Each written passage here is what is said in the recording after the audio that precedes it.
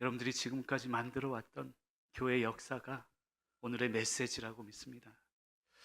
아까 빛 바랜 사진들을 보면서 빛이 바랜 사진 속에서 왜 이렇게 빛이 날까 이런 생각이 들었습니다. 시간은 그리고 역사는 흘러갑니다. 그리고 사진은 빛이 바래집니다. 하지만 우리가 앞으로 살아가야 할 시간은 오히려 더욱 빛나야 될 줄 믿습니다. 아까 남선민 장로님 내 집 같은 교회, 아니 교회가 아니라 내 집이라는 고백을 해주셨습니다. 앞으로도 이 귀한 교회가 여러분의 영혼의 집이 되어야 될 줄 믿습니다. 앞으로 자라나는 귀한 생명의 집이 되고 또한 하나님이 원하시는 기쁨이 될 줄 믿습니다. 그런 믿음을 향해서 나아가는 저와 여러분이 되시기를 간절히 축원합니다.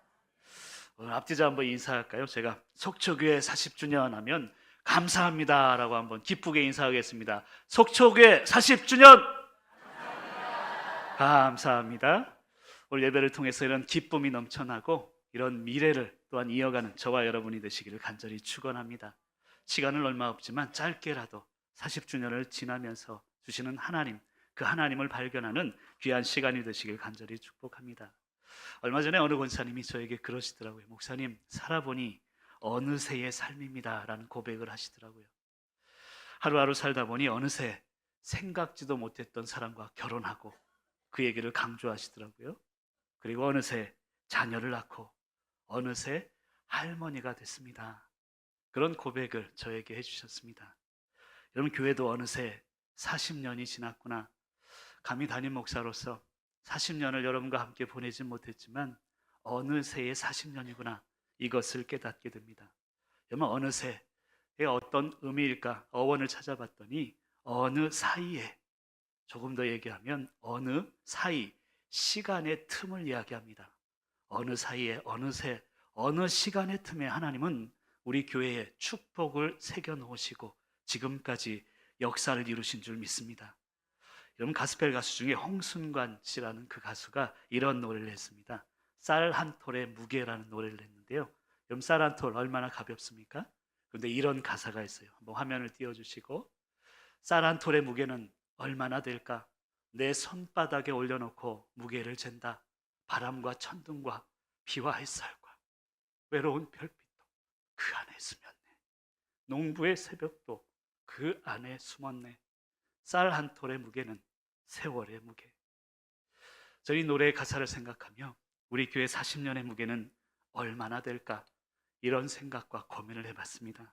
쌀 한 톨에 농부의 새벽이 숨어있듯이 교회 40년 역사 가운데 사랑하는 성도님들의 기도와 눈물의 세월이 숨겨져 있음을 고백하게 됩니다. 40년을 보내면서 우리 교회를 지키신 하나님은 어떤 분이실까?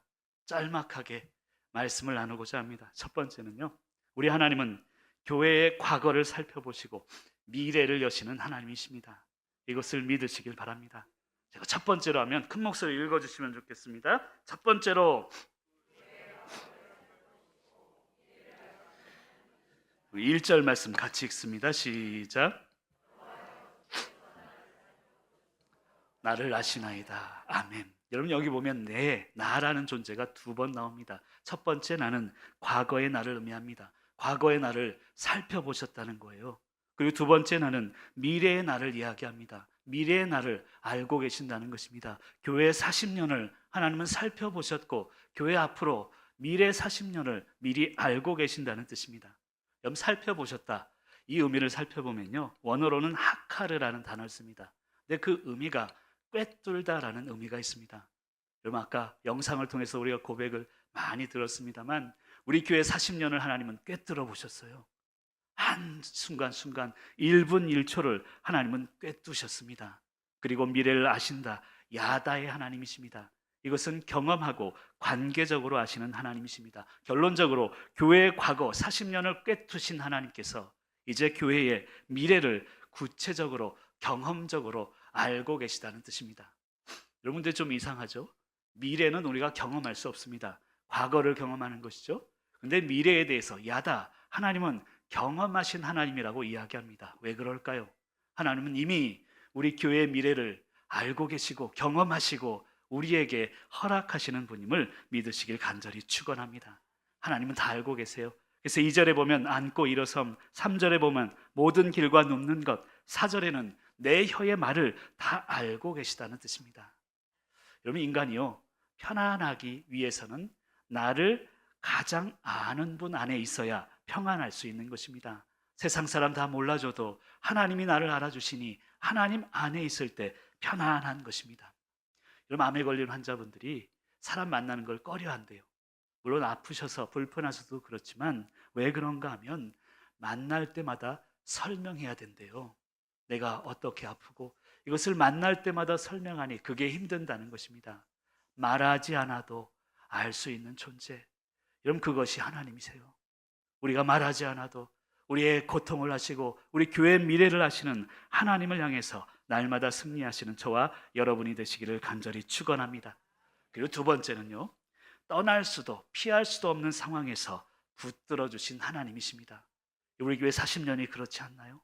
떠나고 싶어도 떠나지 못하고 피하고 싶어도 피할 수 없는 상황들이 분명히 있었습니다. 하지만 내 자리를 지킬 때 하나님은 우리를 붙잡아 주시고 지금의 40년의 평안을 인도하시는 분임을 믿으시길 바랍니다. 그럼 7절 말씀을 같이 한번 읽어볼까요? 7절입니다. 시작.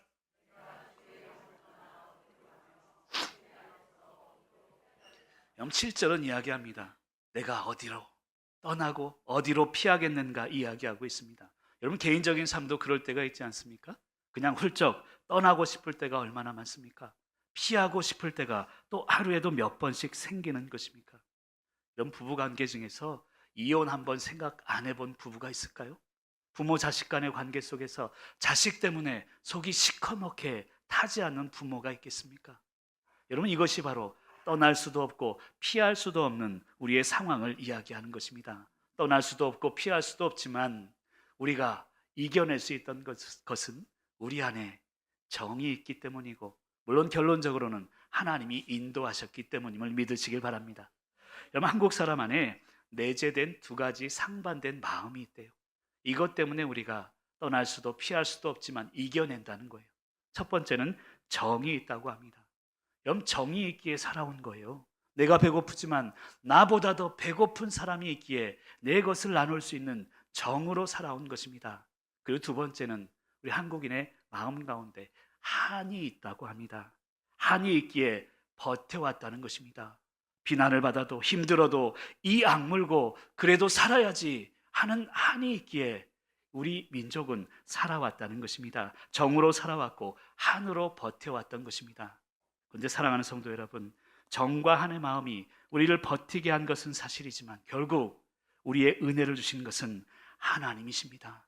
이 하나님이 계시기에 우리의 40년이 있고 앞으로의 미래가 하나님이 아시고 책임지실 것을 믿으시길 간절히 축원합니다. 근데 우리가 알아야 될 것 중에 하나는요, 내 안에 정과 한이 있다는 것은 내가 진심으로 살아왔다는 증거라는 것을 알아야 합니다. 우리가 인간으로서 살다 보면 두 가지 영역에서 어려움을 당합니다. 첫 번째는 상황적인 어려움입니다. 내가 생각지도 못했던 상황을 닥치게 됩니다. 오해를 받기도 합니다. 그리고 괴롭습니다. 하지만 내가 상황에서 상처를 받는다는 것은 내가 지금 상황에서 진심이었구나, 최선을 다했구나라는 그런 증거라는 것입니다. 그 두 번째는 사람에게서 어려움을 당하기도 합니다. 때로는 상처받기도 합니다. 하지만 누군가에게 상처받았다는 것은 내가 그 상대방에게 진심이었다는 증거입니다. 여러분, 길 지나는 사람에게 상처받을 일 없습니다. 진심이었기 때문에 상처받는 것입니다. 교회 40년을 돌아보면서 어찌 기쁜 일만 있었겠습니까? 하지만 그것은 바로 교회가 나에게 진심이었구나, 하나님이 나에게 늘 진심이시구나, 이것을 깨닫는 하나님의 은혜임을 믿으시길 간절히 축복합니다. 오늘도 진심의 삶을 살아가시는 저와 여러분이 되시기를 간절히 축원합니다. 마지막 세 번째로는요, 여러분, 흑암과 빛을 같게 만드시는 하나님이 계시기에 교회 40년의 역사가 있었습니다. 자, 세 번째로 한번 읽어주시면 좋겠습니다. 세 번째로 우리 12절 말씀을 같이 읽습니다. 주에게는 흑암이 숨기지 못하며 밤이 낮과 같이 비추이나니 주에게는 흑암과 빛이 같음이니이다. 아멘. 여러분, 흑암과 빛이 어찌 같습니까? 어둠과 새벽이 어찌 같습니까? 하지만 오늘 말씀은 이야기합니다. 하나님께는 흑암도 빛도 같다는 것입니다. 시간이 없어 결론부터 말씀드리면, 흑암과 빛이 같다는 말씀은 우리 인간은 흑암의 시간을 통해 하나님이 하나님됨을 인정하게 된다는 의미입니다. 어둠의 터널을 지나면서 하나님이 진짜 하나님이구나, 이것을 깨닫게 되고 이것을 인정하게 되면 흑암이 빛된 삶으로 변화된다는 뜻입니다. 한번 읽어볼까요? 흑암과 빛이. 시작.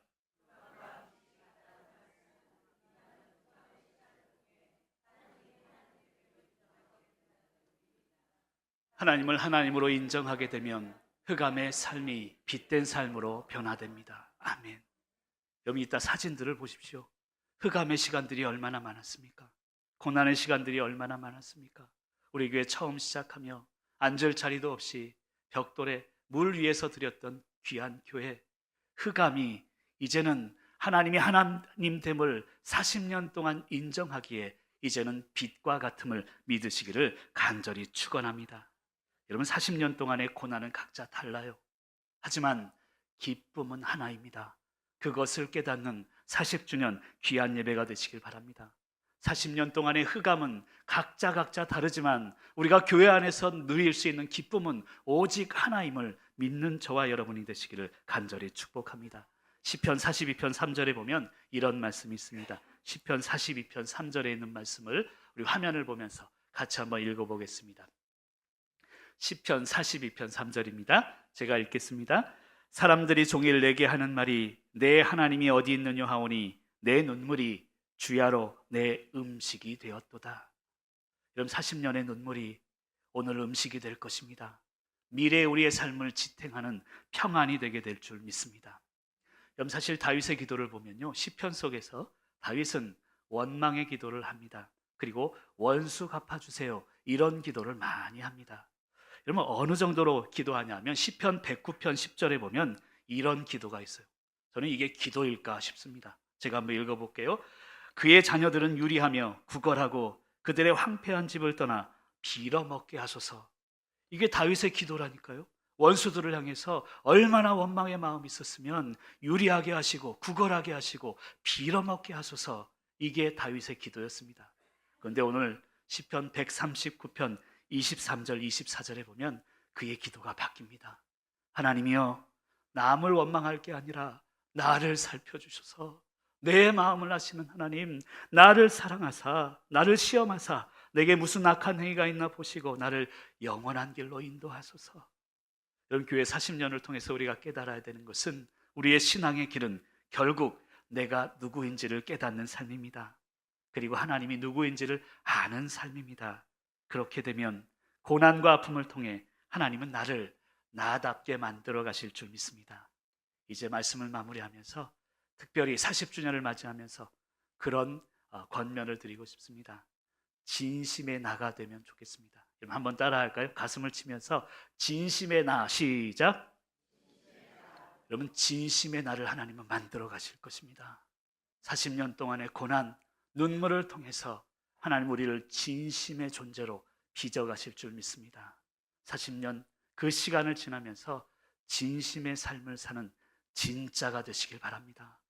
남편으로서 진짜 남편이 되시고 진짜 아내가 되시고 성도로서 진짜 성도가 되는 진심의 나, 그리고 앞으로의 40년을 향해서도 진심의 시간들을 만들어 가시는 저와 여러분이 되시기를 간절히 축원합니다.